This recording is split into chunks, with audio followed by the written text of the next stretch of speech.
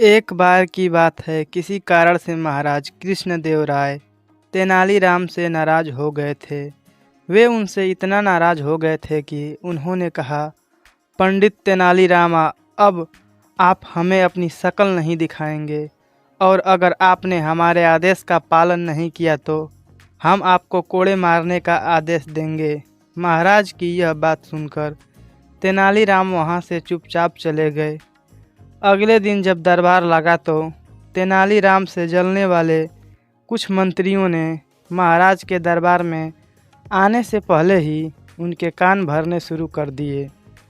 उन्होंने कहा, महाराज, आपके मना करने के बावजूद तेनाली दरबार में आ पहुँचे हैं। इतना ही नहीं, यहाँ आकर वे हंसी ठिठोली भी कर रहे हैं। यह तो आपके आदेश की अवहेलना है। उन्हें इसकी सज़ा मिलनी ही चाहिए। यह सुनकर महाराज आग बबूला हो गए और अपनी गति दोगुना करके दरबार की ओर बढ़ने लगे।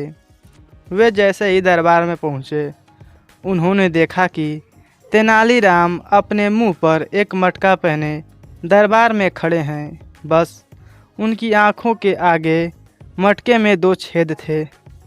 उनकी इस हरकत को देखकर महाराज कृष्णदेवराय ने गुस्से में उनसे कहा, पंडित तेनालीराम, हमने आपसे कहा था कि आप हमें अपनी शक्ल नहीं दिखाएंगे। फिर ऐसा क्या हुआ कि आपने हमारे आदेश का पालन नहीं किया? महाराज की बात पर तेनालीराम ने कहा, महाराज, मैंने आपको मेरी शक्ल कहाँ दिखाई है? चेहरे पर तो मैंने ये गोल मटका पहना हुआ है।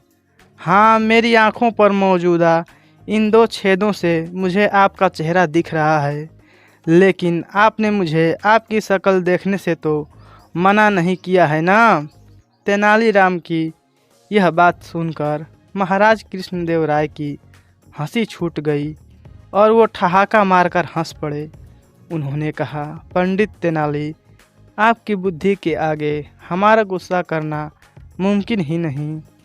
अब इस मटके को उतारें और अपनी जगह पर बैठ जाएं। कहानी से सीख। इस कहानी से यह सीख मिलती है कि परिस्थिति चाहे जैसी भी हो, उसे अपने पक्ष में किया जा सकता है। बस इसके लिए दिमाग से काम लेने की ज़रूरत है।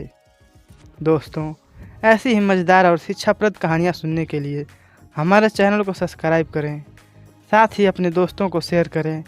यह कहानी आपको कैसी लगी हमें कमेंट बॉक्स में लिखकर ज़रूर बताएं। धन्यवाद दोस्तों।